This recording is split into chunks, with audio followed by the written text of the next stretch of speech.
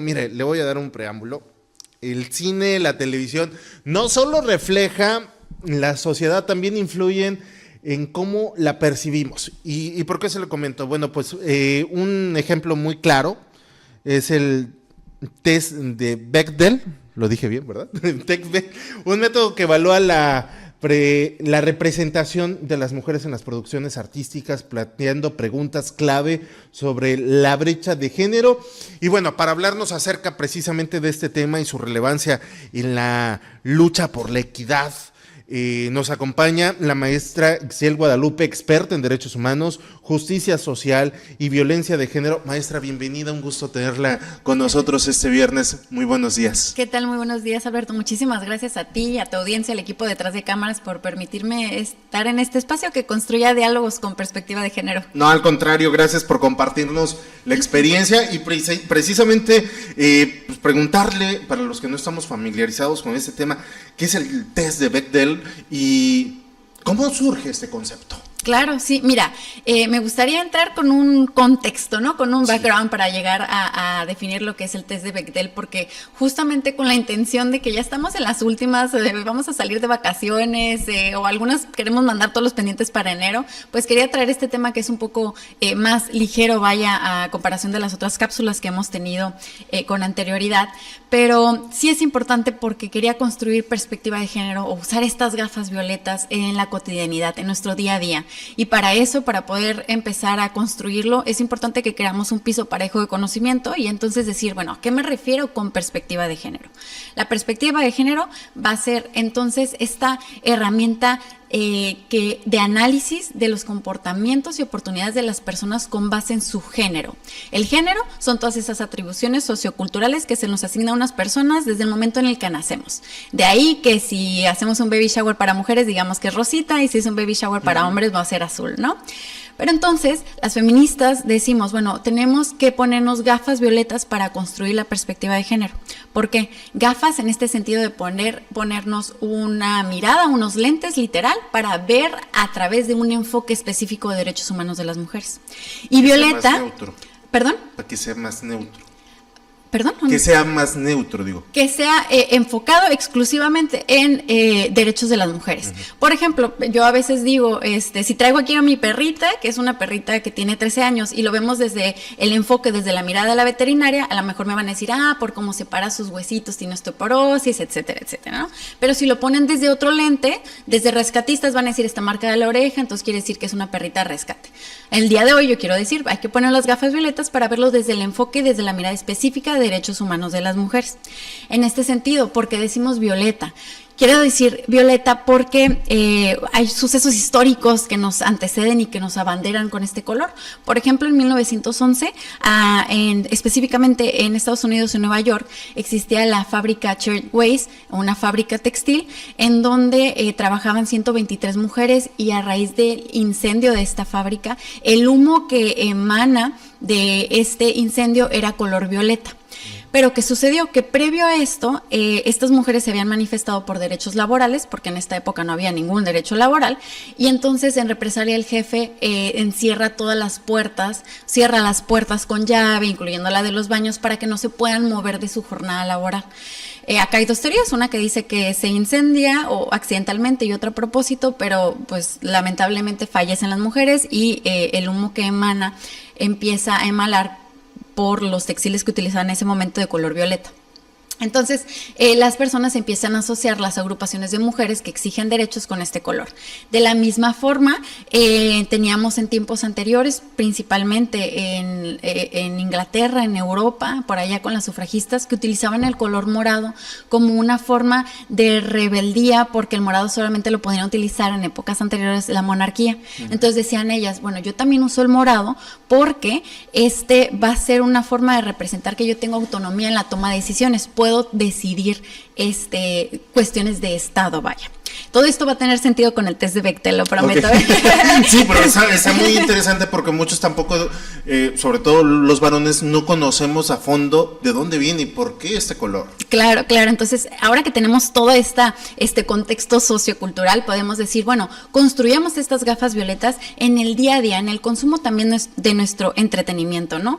Y acá viene el test de Bechdel. Okay. Por allá de 1985, Alice Bechdel, o Bechdel, como se escribe, su apellido, pues crea una tira cómica. Es una tira cómica que le llama The Rule, o La Regla, en donde está protagonizada por dos mujeres que tienen una conversación, y entonces una mujer le dice a otra: yo solamente voy a ver películas si cumplen con estas 3 reglas. La primera es que haya 2 mujeres, al menos 2 mujeres.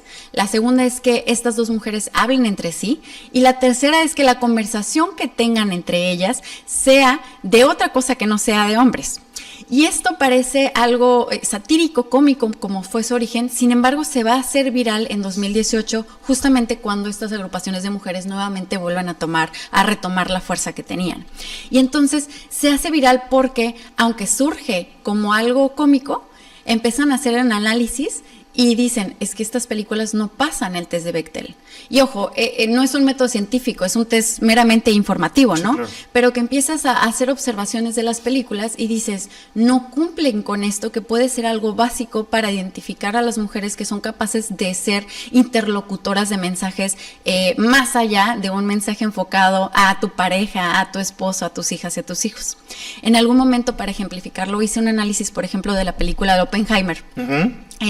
Una película que recibió críticas muy buenas, pero que desde el análisis de género yo identifiqué que los roles de mujeres que salían en estas películas se orillaban o los simplificaban en mujeres que salían desnudas, que estaban enamoradas o que estaban locas. Y me parece bien importante hacer este análisis porque eran mujeres científicas en la historia que aportaron también a este proceso histórico y que de pronto se reduce a estos estereotipos de género.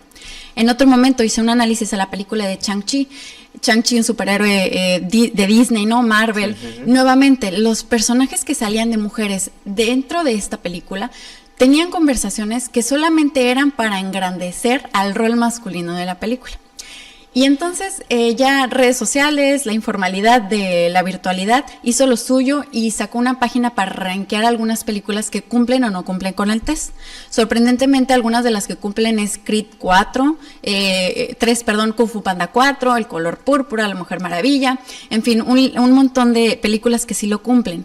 Y más allá del género y de los gustos, a mí me parece importante reconocer que, claro, se vale ver películas por entretenimiento, ¿no? Pero también se vale hacer de pronto estos análisis desde la perspectiva de género para identificar que las mujeres tenemos el derecho y la capacidad de ser interlocutoras. Este test, si bien se enfoca mucho al cine, en la actualidad también se aplica en otras formas de arte, de producciones artísticas, que se esté analizando esta situación. Claro, se puede aplicar a las series, por ejemplo, incluso a los podcasts que de pronto son auditivos nada más. ¿Y cómo influye en eso también? Influye de la misma forma. Mira, quiero hablar de Naciones Unidas y para contestar tu pregunta, ¿no? Naciones Unidas, ONU Mujeres específicamente, nos dice que para hablar de derechos humanos de las mujeres debemos hacerlo siempre centrado en 3 enfoques de autonomía. La autonomía física, que tiene que ver con la toma de decisiones de nuestro cuerpo, la autonomía económica, como poder generar recursos que nos hagan subsistir, sobrevivir a esta vida,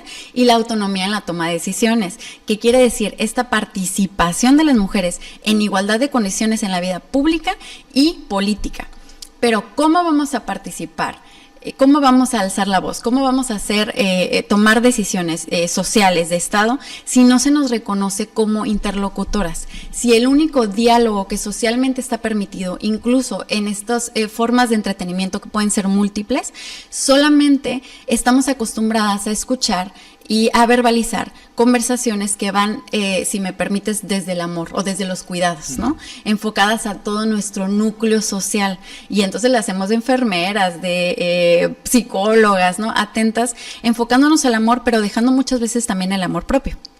Entonces, por eso esta herramienta me parece, aunque informal, interesante, porque también se puede aplicar al día a día. Y de hecho, ya en el análisis, algunas personas dicen, bueno, deberíamos agregarle también el límite de frases, porque a veces sí cumple con este test de Bechdel, pero son 5 palabras las que dijeron, y entonces son 3 horas de película y ya no es muy equitativa, ¿no? Exactamente. ¿Cuál ha sido el resultado precisamente? ¿Que ha habido cambios a causa de todo este trabajo que se ha estado realizando? Digo, me ponía de ejemplo de Oppenheimer, que es una película muy reciente, que sí tuvo un gran impacto, que bueno, a lo mejor pues es muy prematuro para notar una diferencia, vaya, a partir de esta película, pero con todo el trabajo previo que se ha hecho desde en la década de los 80 hasta la actualidad, ¿sí se ha ido tomando en consideración todo esto? Sí, de hecho debo decir lo que sí ha habido gran avance, sobre todo en los 80s no veíamos películas, de hecho ni siquiera producidas por mujeres, y ahora cada vez vemos a más productoras mujeres. Pero, perdón la interrupción en ese sentido, pero hay ocasiones que las mismas mujeres son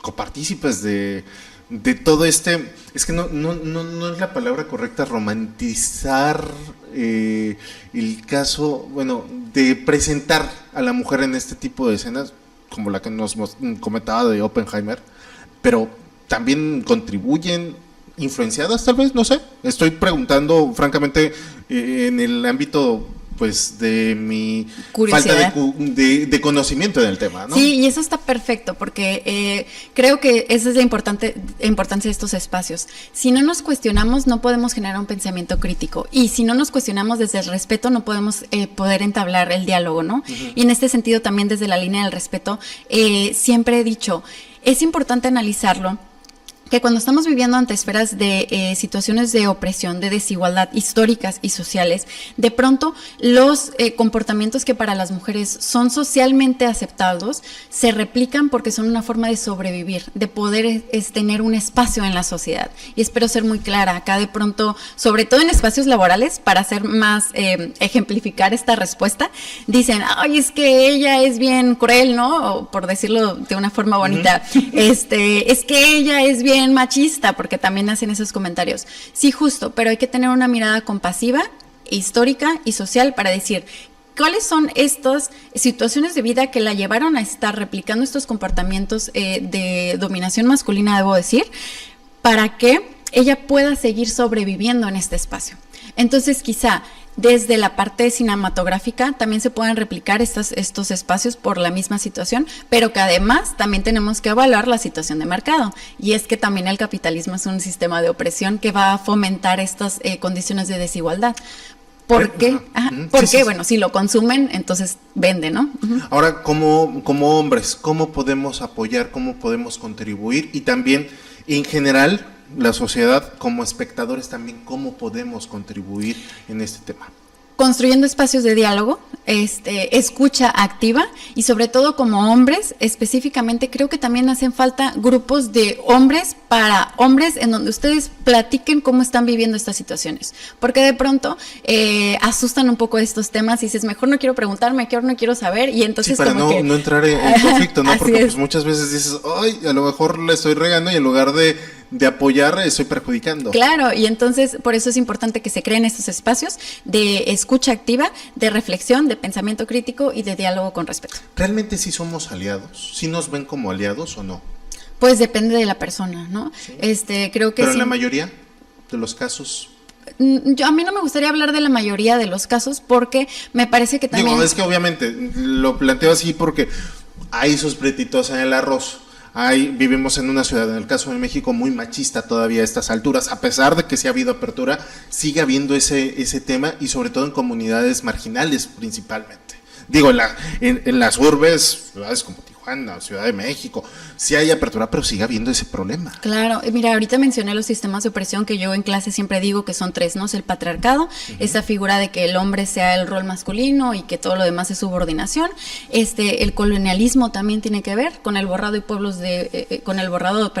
de estos pueblos originarios, pero también el capitalismo, que de pronto nos hace tener como posturas muy clasistas en donde creemos que todas las condiciones de opresión o desigualdad son en espacios alejados, a mi mi vida, ¿no? Lejos de mi privilegio. Y entonces es importante identificar que estos sistemas de opresión afectan en todas las esferas de interacción, en todos los niveles socioeconómicos o lugares en donde vivimos, no exclusivamente de un lugar. Y también identificar que de pronto, aunque me identifico como aliado, es importante hacer un trabajo de construcción. Okay. Si no empiezo a hacer un trabajo de construcción, no voy a poder asumir o entender la responsabilidad que tengo en estos ejercicios de desigualdad.